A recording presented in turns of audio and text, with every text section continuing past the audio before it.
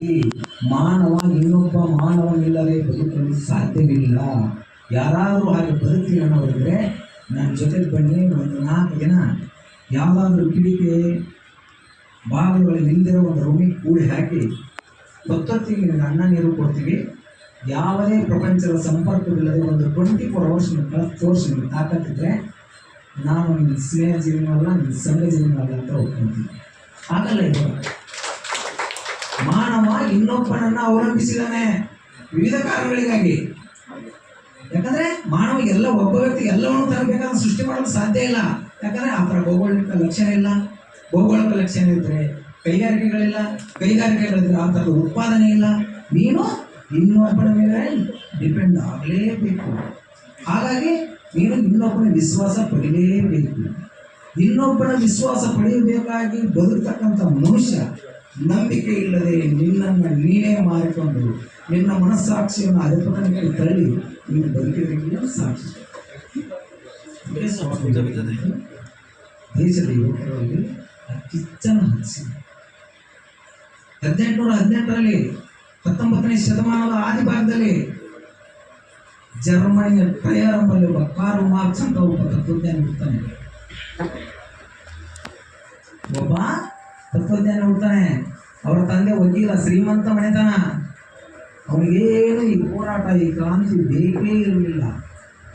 ಆದರೆ ಜರ್ಮನಿಯ ದೊಡ್ಡ ದೊಡ್ಡ ಶ್ರೀಮಂತ ಬಂಗಲೆಗಳಲ್ಲಿ ವಾಸಿಸುವ ಜನರು ದುಡಿದೆ ಐಷಾರಾಮಿ ಜೀವನವನ್ನು ನಡೆಸ್ತಾ ಇದ್ರು.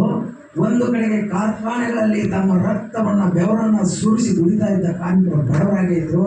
ಏನೋ ದುಡಿದೇ ಇರುವ ಶ್ರೀಮಂತರು ಬಂಗಲೆಗಳಲ್ಲಿ ಐಷಾರಾಮಿ ಜೀವನ ನಡೆಸ್ಕೊಂಡು ಹಾಯಾಗಿ ನಿಲ್ಲಿಸ್ತಾ ಇದ್ರು, ಮನೋರಂಜನೆ ಮಾಡ್ತಾ ಇದ್ರು. ಇದನ್ನು ನೋಡಿ ದಿಗ್ಭ್ರಾಂತನಾದ ಕಾರ್ಲ್ ಮಾರ್ಕ್ಸ್ ಹೇಳ್ತಾರೆ, ಇದು ವ್ಯವಸ್ಥೆ ಅಲ್ಲ, ಇದು ಶೋಷಣೆ. ಅದನ್ನೇ ಡಾಕ್ಟರ್ ಬಾಬಾ ಸಾಹೇಬ್ ಏನ್ ಮಾಡಿದ್ರೆ, ಶೋಷಣೆಯ ವಿರುದ್ಧವಾದ ಹಕ್ಕನ್ನ ನಿಮಗೆ ಆರ್ಟಿಕಲ್ 23 ಮತ್ತು 24 ತೆಗೆದು ಓದಿ. ರಾಜ್ಯಶಾಸ್ತ್ರದಲ್ಲಿ ಬರ್ತದೆ.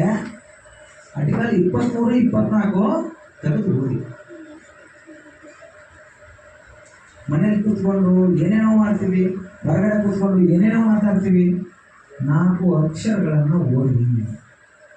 ರೀಸೆಂಟಾಗಿ ನಾನೊಂದು ಪದ್ಮಶ್ರೀ ಪ್ರಶಸ್ತಿ ಬಂತು. ನಮ್ಮ ಯಾರೋ ಒಬ್ಬರು ಕಂಡಕ್ಟರ್ ಅಂತವರು, ಅವರು ನಿವೃತ್ತಿ ಆದಂಥ ಅಸಂಖ್ಯಾತ ಲಕ್ಷಾಂತರ ಬುಕ್ಗಳನ್ನು ಸಂಗ್ರಹ ಮಾಡಿ ಒಂದು ಗ್ರಂಥಾಲಯ ಮಾಡ್ತೀವಿ. ಮೊನ್ನೆ ರಾಷ್ಟ್ರ, ಈ ದೇಶ ಆ ಮಹಾತ್ಮನ ಪುಣ್ಯಾತ್ಮನ ಗುರುತಿಸಿ ಪದ್ಮಶ್ರೀ ಪ್ರಶಸ್ತಿ ರೀಸೆಂಟ್ 2-3 days 5 days ಬ್ಯಾಕ್ ಒಬ್ಬ ನಿವೃತ್ತ ನೌಕರನಿಗೆ ಬುಕ್ ಸಂಗ್ರಹ ಮಾಡಿದರೆ ಪದ್ಮಶ್ರೀ ಸಿಗುತ್ತೆ ಅನ್ನೋದಾದರೆ, ಒಂದು ದಿನಕ್ಕೆ 100 ಜನರನ್ನು ಟಚ್ ಮಾಡುವ ನೀವು ಒಬ್ಬೊಬ್ಬ ಮನುಷ್ಯನ ಒಂದು ಗ್ರಂಥಾಲಯ ಇದ್ದಂಗೆ.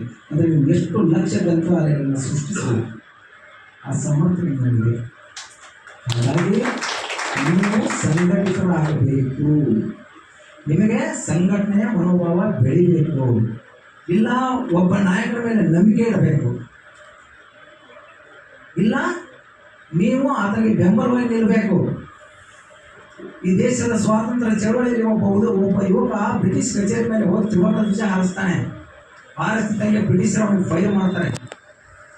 ಬಿದ್ದು ಬಿಡ್ತಾನೆ ಮೂರ್ಛೆಯಾಗಿ. ಈಗ ಹಾಸ್ಪಿಟ್ಲಿಗೆ ತಗೊಂಡೋಗಿ ಸೇರಿಸ್ತಾರೆ ಯುವಕನ. ಹಾಸ್ಪಿಟಲಲ್ಲಿ ಟ್ರೀಟ್ಮೆಂಟ್ ಕೊಡ್ತಾರೆ. ಗುಣಮುಖ ಕಂಡುಬಿಟ್ಟು ನೋಡ್ತಾನೆ. ಆಸ್ಪತ್ರೆಯಲ್ಲಿ ಎಲ್ಲಿದ್ದೀನಿ ಅಂತ ಕೇಳ್ತಾನೆ.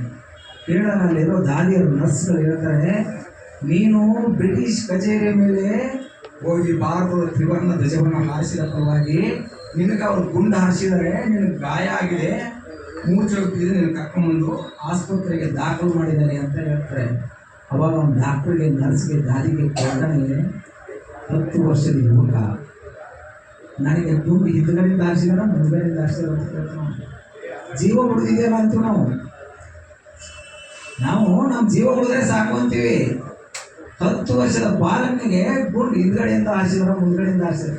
ಅಲ್ಲಪ್ಪ, ನೀ ಬದುಕಿ ಉಳಿದಿರೋದೇ ಹೆಚ್ಚು, ಹಿಂದ್ಗಡೆಯಿಂದ ಹಾರಿಸಿದ್ರೇನು ಮುಂದ್ಗಡೆಯಿಂದ ಹಾರಿಸಿದ್ರೇನು ಅಂತ ಹೇಳ್ತಾರೆ. ಅವಾಗ ಬಾಲಕ ಹೇಳ್ತಾನೆ, ಹಿಂದ್ಗಡೆಯಿಂದ ನನಗೆ ಗುಂಡು ತಾಗಿದ್ರೆ ಭಾರತದ ಸ್ವಾತಂತ್ರ್ಯ ಚಳವಳಿಯಲ್ಲಿ ಒಬ್ಬ ಯುವಕ, ಒಬ್ಬ ರಾಷ್ಟ್ರ ಪ್ರೇಮಿ ಬ್ರಿಟಿಷ್ ಕಚೇರಿ ಮೇಲೆ ಧ್ವಜ ಹಾರಿಸುವಾಗ ಬ್ರಿಟಿಷರು ಹಿಡ್ಕೊಳಕ್ಕೆ ಬಂದುವಾಗ ಓಡ್ಬೋದ? ಓಡಿ ಓದಿದ ಪರಿಣಾಮವಾಗಿ ಗುಂಡು ಹಾರಿಸಿದ್ರು ಅಂದರೆ ನಮ್ಮ ದೇಶದ ಅಸಂಖ್ಯಾತ ನನ್ನ ಹಿಂದಿನ ಯುವಕರಿಗೆ ತಪ್ಪು ಸಂದೇಶ ಹೋಗುತ್ತೆ. ಮುಂದುಗಡೆಯಿಂದ ಹಾರಿಸಿದ್ದಾರೆ ಅಂದರೆ ನಾ ತ್ರಿವರ್ಣವನ್ನು ಧ್ವಜವನ್ನು ಹಾರಿಸಿ ಅದನ್ನು ರಕ್ಷಣೆ ಮಾಡ್ಕೊಳ್ಳೋಕೆ ನಿಂತಿದ್ದೆ, ನಾನು ಎದುರು ಓಡೋಗ್ಲಿಲ್ಲ, ಹಾಗಾಗಿ ನಾನು ಗುಂಡು ಮುಂದೆ ತಲುಪಿತು ಅಂದರೆ ಈ ಯುವಕನ ರಾಷ್ಟ್ರ ಹೆಮ್ಮೆ ಬರುತ್ತೆ ಅಂತಕ್ಕಂಥ ಮಾತನ್ನು ಆ 10 ವರ್ಷದ ಯುವಕನ ತ್ಯಾಗ ಬಲಿದಾನದ ಪ್ರತೀಕವಾಗಿ ಈ ದೇಶ ಸ್ವತಂತ್ರಗೊಂಡಿದೆ. ಅಸಂಖ್ಯಾತ 6 ಲಕ್ಷ 7 ಲಕ್ಷಕ್ಕೂ ಹೆಚ್ಚು